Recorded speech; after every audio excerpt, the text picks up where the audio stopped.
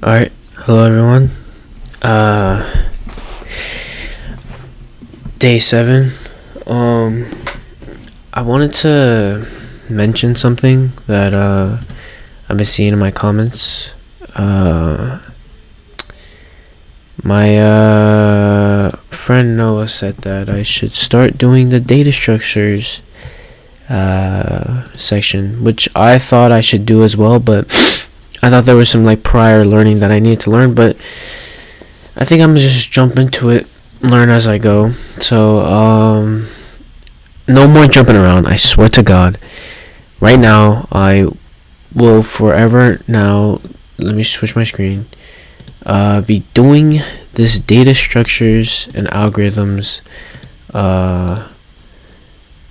stuff. So yeah, so I don't want to jump around no more.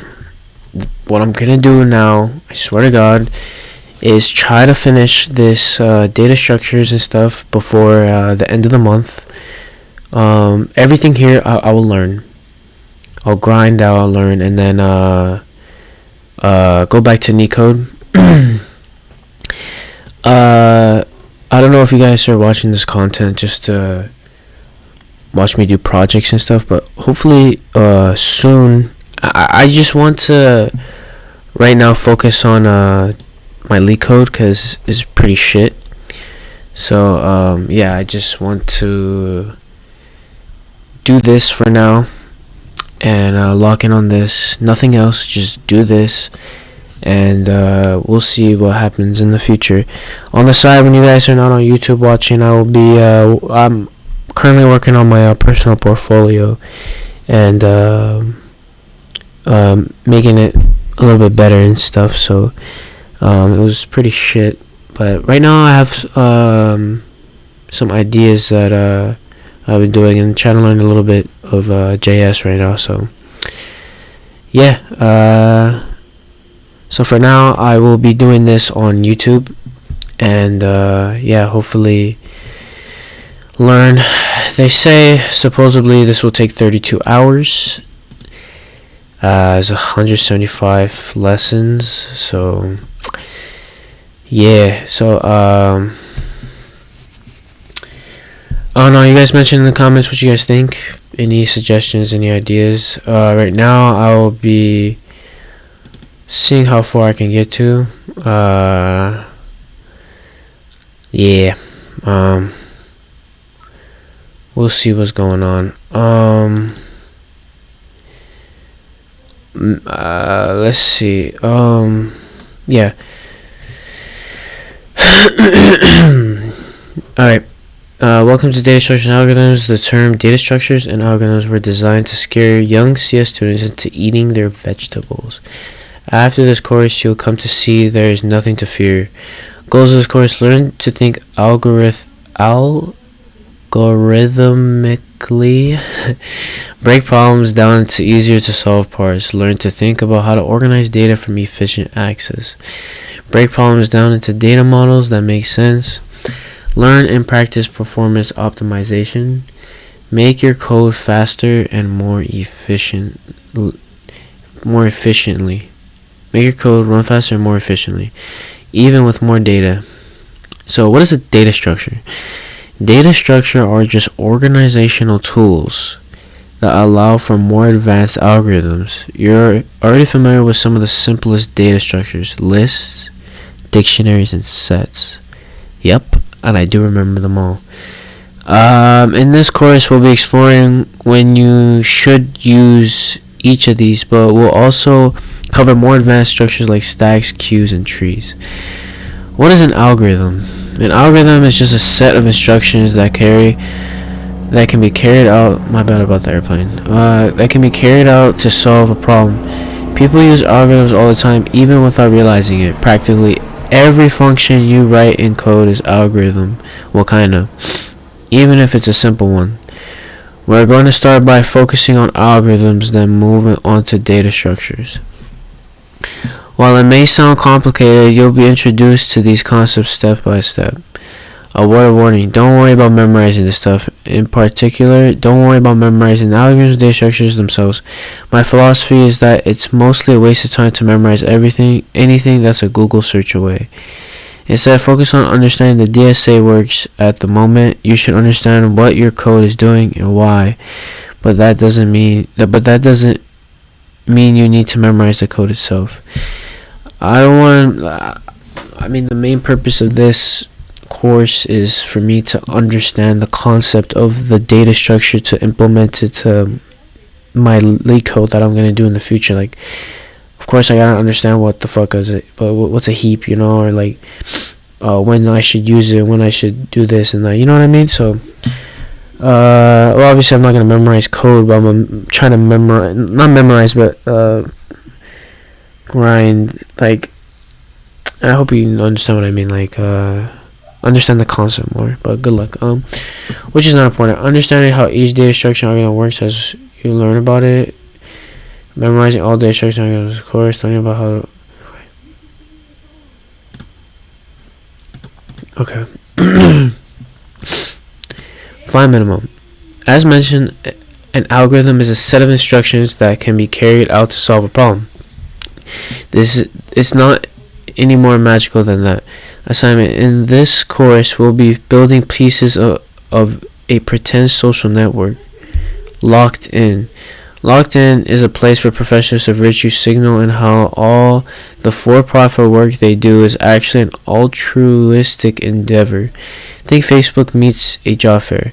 It includes the tools for influencers to track their growth. We need to show our users the accounts they follow with the lowest follower account. Wait, what? Shit. We need to show our users the accounts they follow with the lowest follower accounts. It will help them know who they follow that isn't popular enough to be worth following anymore. Damn, that's kind of fucked up.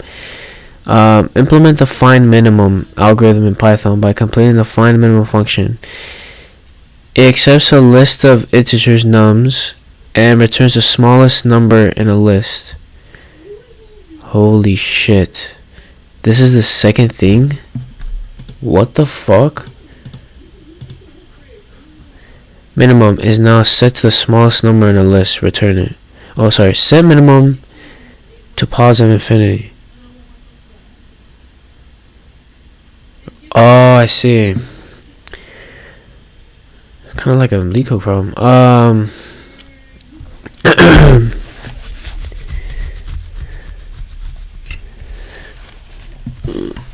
Okay.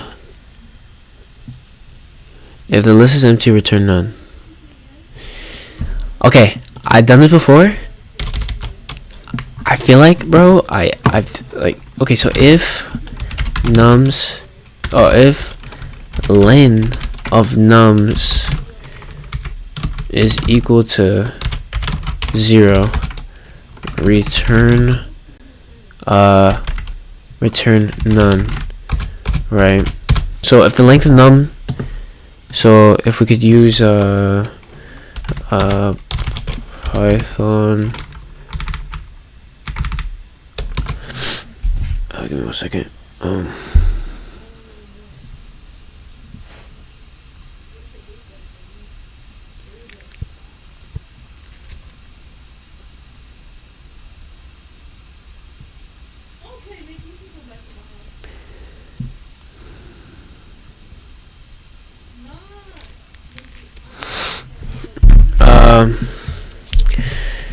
Okay. See, this is the thing about doing a LeetCode before, is that when you solve something and like there's a kind of a same concept, I know how to do it, you know what I mean? So let's just say x is equal to an empty list, right? So if the len of, so if we print this, the len of x should print 0, right? So if we put if len of x is equal to 0, I guess print none. I don't fucking know. So it prints none. So this second step is done. If list is empty, return none. Boom. But set minimum to positive infinity. Is it saying set nums to positive infinity? Let's just say this. Minimum is equal to float inf. Okay. For each number in the list, compare it to minimum. If number is smaller than minimum, set minimum to that number.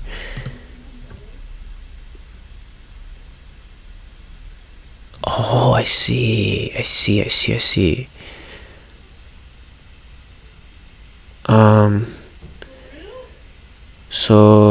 So for num in nums, if num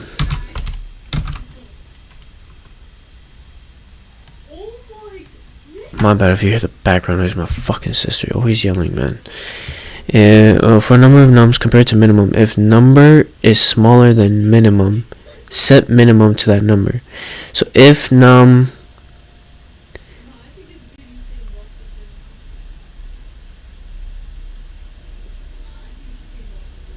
I apologize, I just blanked out. If num is less than minimum, minimum will now equal the num. And now I'm gonna return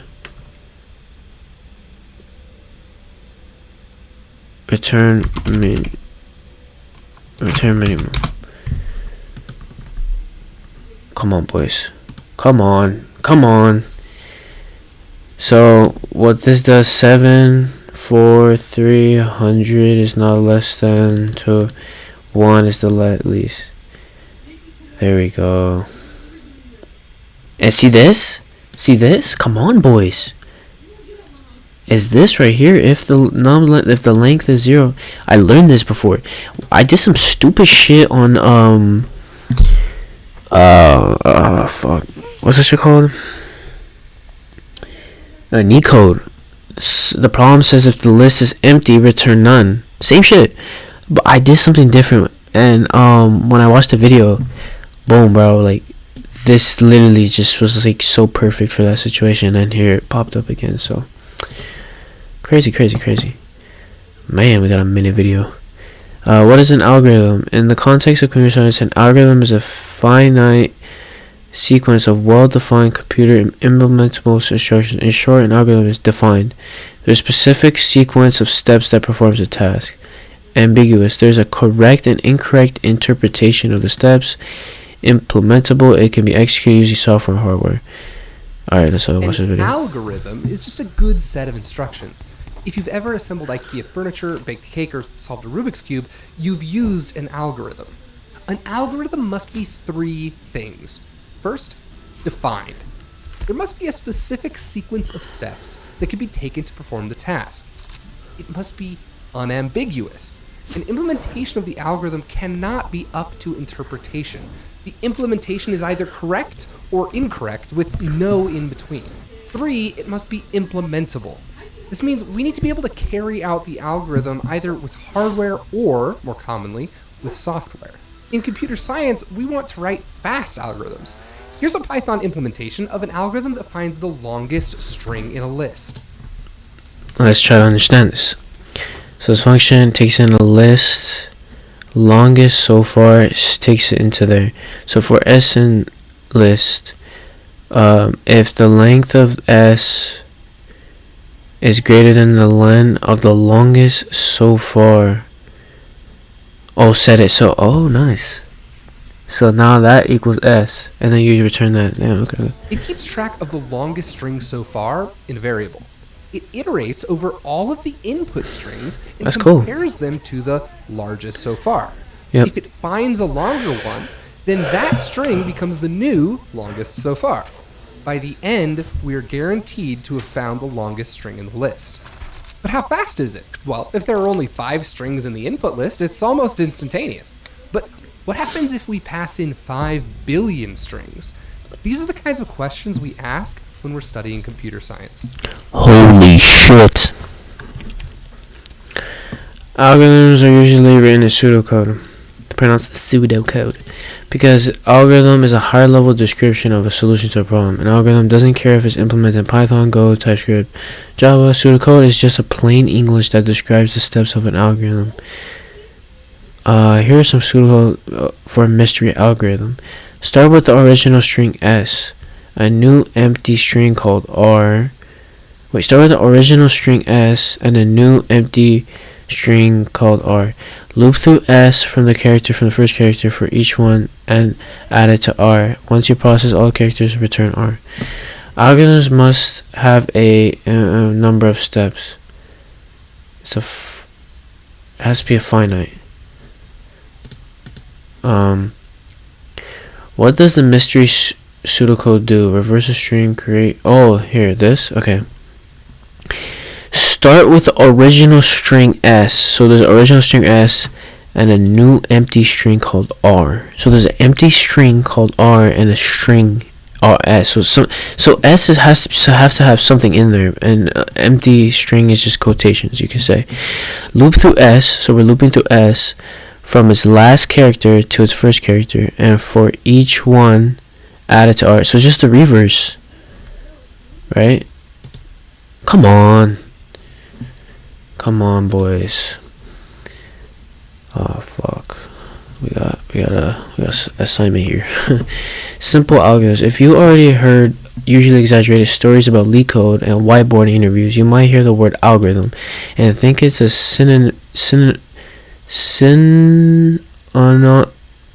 holy shit, bro, this is embarrassing. Synonymous. So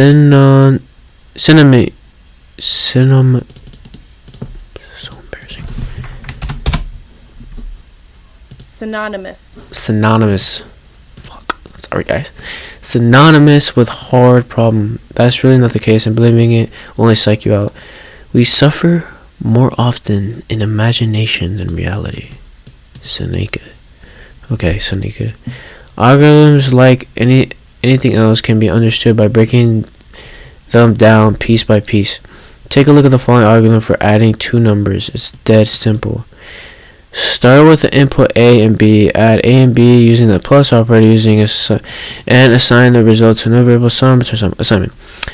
For locked-in influencer dashboard, we need to calculate the total reach of a group of influencers to estimate how many views a post will get if they all share it. Complete the sum function, a slightly modified version of algorithm instead of just two numbers, accepts a list of numbers and return. Okay, this is pretty easy. Total equals 0 for num in nums. We're going to do total plus equal num, and then at the end we're gonna return the total. Should work. Yep. Alright, cool. So next one. My neck. We now need a way to show our locked-in influencers. The average follower. We need to show how our locked-in influencers. The average follower count of people we follow. This will help to know if they're following people who are more or less popular.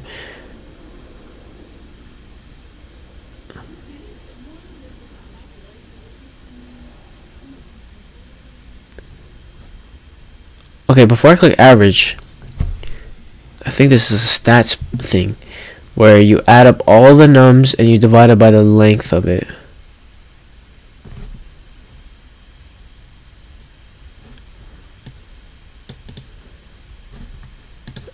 Am I tripping? Okay, let's just try it out. So so same shit as before. We're gonna do the total is equal to 0. Sorry, that indentation is like killing my. So for num in nums, for num in nums,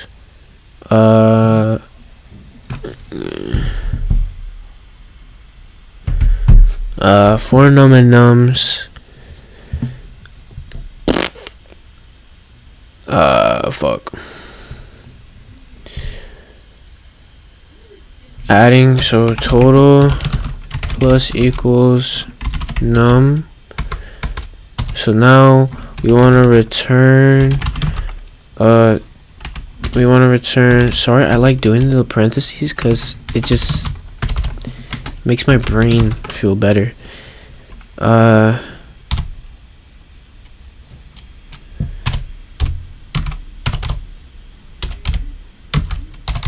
my god, how do I? It's just this way, right? I just want to be focused. It's just that way, right? Fuck off. Version the len of nums. Come on, boys. One failed? Oh, okay, so if len of nums is nums is equal to 0, we're gonna return none. Is that why you're tripping? Let's go, boys. Let's see the solution. Exactly the same shit. Exactly the same.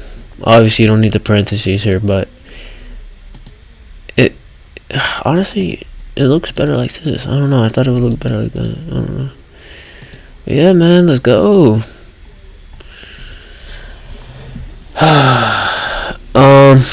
Should we keep going? Let's see how much.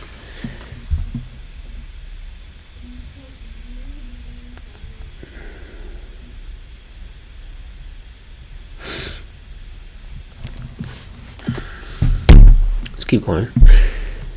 What is this, math? What the fuck?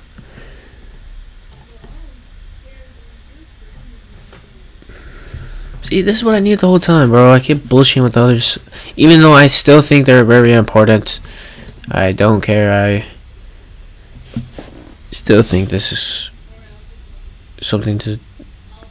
Like, I just want to do this. Like, this is the main thing in Python that I want to do. Alright, where were we? Let's see what we gotta do. Alright, let's just try to get until here and then we'll stop. Exponents. I promise we'll get to how this relates to coding. But first we need to review some math stuff. An exponent indicates how many times a number is multiplied by itself. 5 to the power 3, yes. Yes, exponent is this. I don't know. Exponents are super easy. Really, do not let the I don't know why. Okay, let's just watch it. confusing name get to you. An exponent is just a mathematical operator that multiplies a number by itself. I think everybody knows this. But before we go deeper into that, let's just review some even more basic math to make sure that we're on the same page. As you know, 2 times 2 is 4. We're saying that we have 2 2's. Similarly, 3 times 3 is 9. Again, we have 3 3's. It's really 3 plus 3 plus 3. This relationship between multiplying and adding is very similar between exponents and multiplication. 2 raised to the power of 3 just means 2 multiplied by itself 3 times. So 2 raised to the power of 3 is 2 times 2 times 2, which is 8. 2 raised to the power of 4 is just 2 times 16. 2 times 2 times 2. Which is 16. And 3 raised to the power of 5. So the sixth is twice as big, actually get really big really quickly. 2 to the 6th is twice as big as 2 to the 5th. Okay, now that you get that, let's go over just a couple of special cases. Anything raised to the power of 1 is just itself. So for this, do this in code. We obviously can't use superscripts because code is just plain text. We don't have that kind of fancy formatting in our code files. Well, Python is actually one of the few languages that has built-in support for exponentiation in the language itself. And the exponentiation operator is just star star. It's like 2 multiplication symbols. So 2 to the 3rd in Python can be expressed as 2 star star 3. I knew all this already, bro. I know I was wasting my time. Let me text my friend Noah.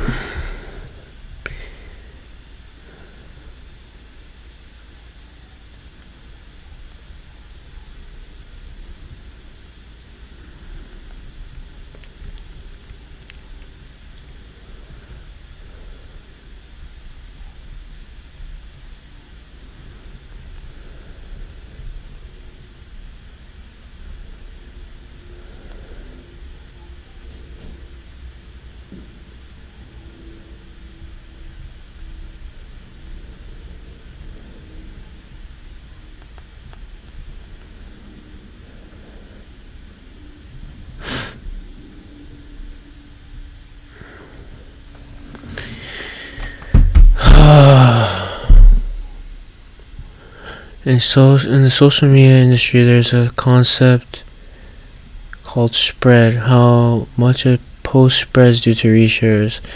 After all the original author's followers sees it, as it turns out, social media post spreads at an exponential rate.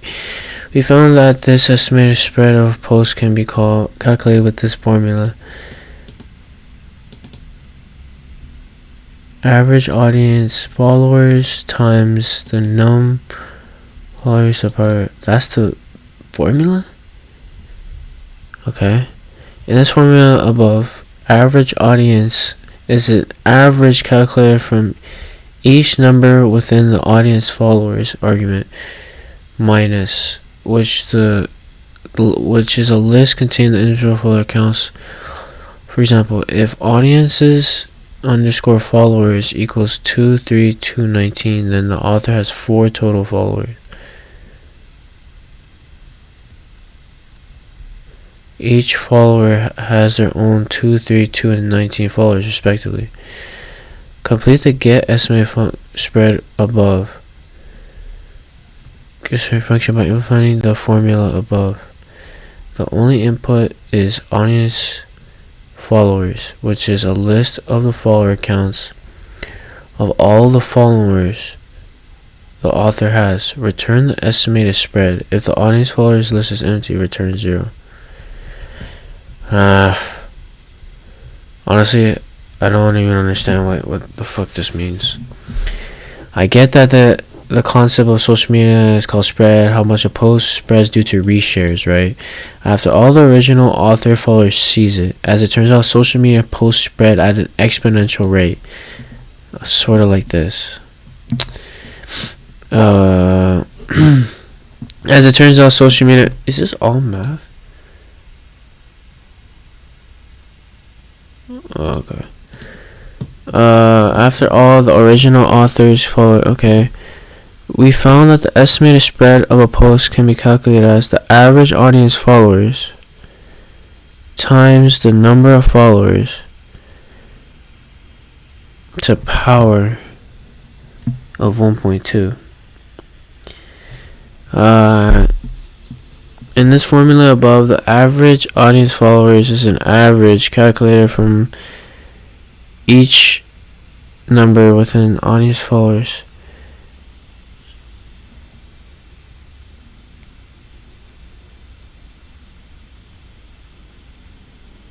So it's 4 total. Okay, I see how it is. Ow.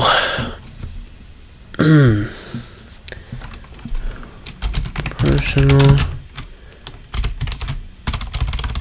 P followers follow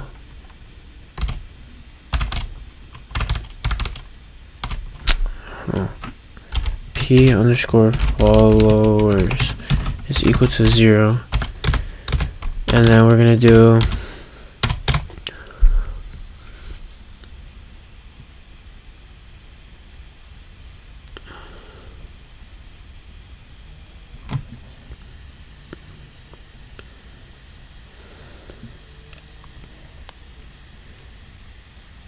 actually we don't need to do what I was doing.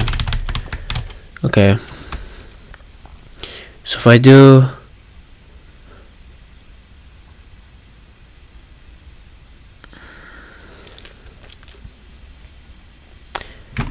return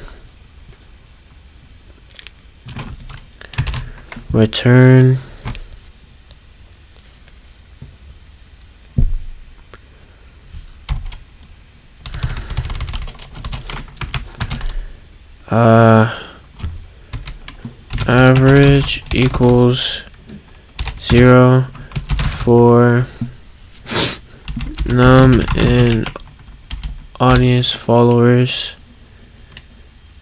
for num and all audience followers, average is gonna be plus equal the num.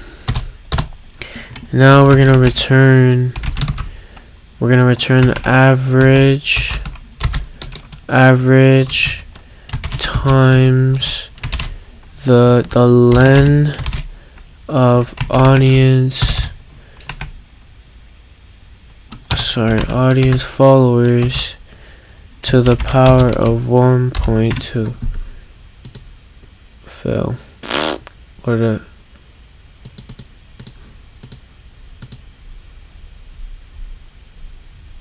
Okay, I did something wrong.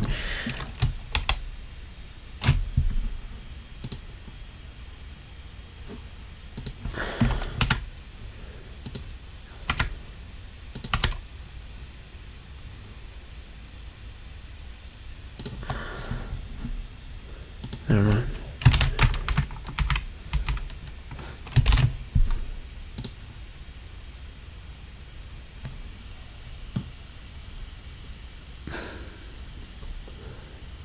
Oh, I forgot. If audience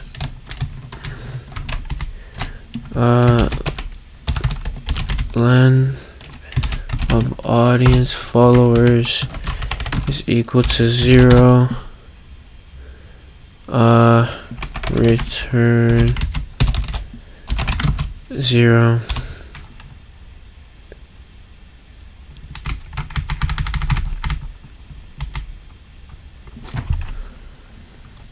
Return. Okay, so there's a problem with this. My math is wrong, so it's expecting this.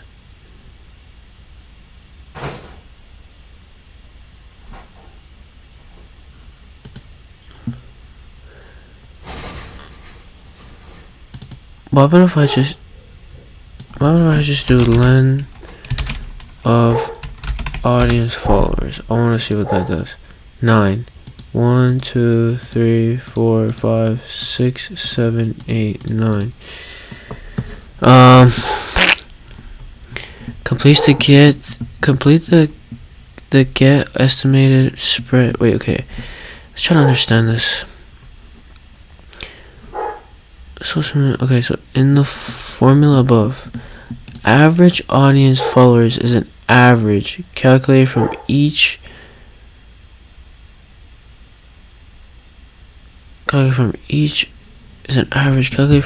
number within the audience followers. Within the audience followers argument minus which the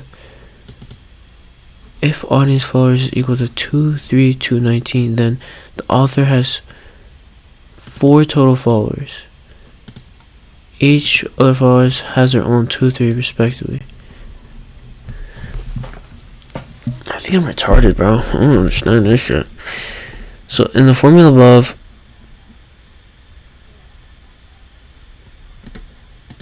is saying estimated spread. The formula above, the average audience followers is an average. Maybe I need to understand this.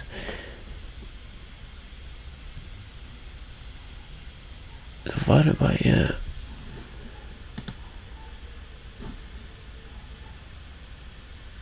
Oh, fuck.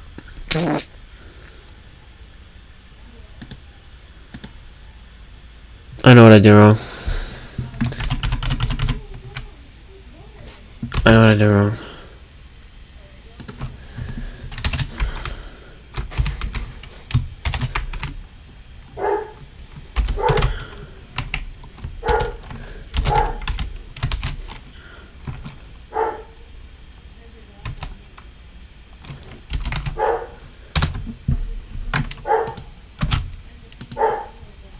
Yes, sir.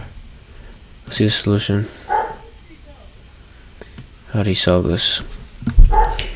So the number of followers is the len. I didn't do this because even though it would make this right here look way more cleaner, like this right here, this would have been just a variable num followers, as you can see, but there's no need.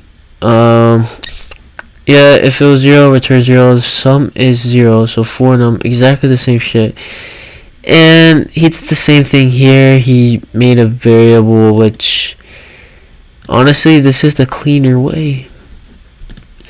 It is the cleaner way, because when you look back at the code, you're like, holy shit, this is where how it's solved. Like, What even is this for? Oh, that's the average audience followers. You know what I mean? Yeah, it works, but yeah. Honestly, doing this would have made more sense because this right here I did not do here. All right, cool. Let's do. Okay, bro. What the fuck? 2 to the power of 10. What the? 2 to the power of 10. It's not fucking 100, Marty. You stupid ass. 2.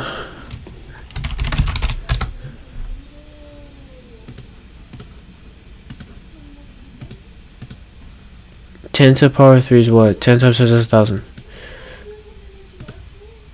Alright, cool. I think I'm gonna stop here. As you guys can see, we're growing. Getting better every day. The next video will be very long. I swear to God, it's gonna be very, very long. It's gonna be like 2-3 hours. Because I'm gonna grind the fuck out of this right here. Excuse my language, but yeah, I'm not gonna stop this right here. This is I'm gonna keep doing this and can't stop. If I stopped for a month and I got fucked and I came back and I was restarted. So I'm gonna grind this. So the next YouTube video you guys see, it will be very long. Yeah, so when you see this video, it'll be on Sunday. Yeah, I appreciate you for sticking this long. If you're learning with me, comment down below, shoot a like, subscribe, comment, hit me up. I don't care. Click the link in the bio if you want to connect with me or join the Discord as well. It's we have a lot of cool people on there, and yeah, just connect with me. So yeah, thank you for listening. It means a lot to me, and yeah, I'll see you guys in the next video. Alright, guys.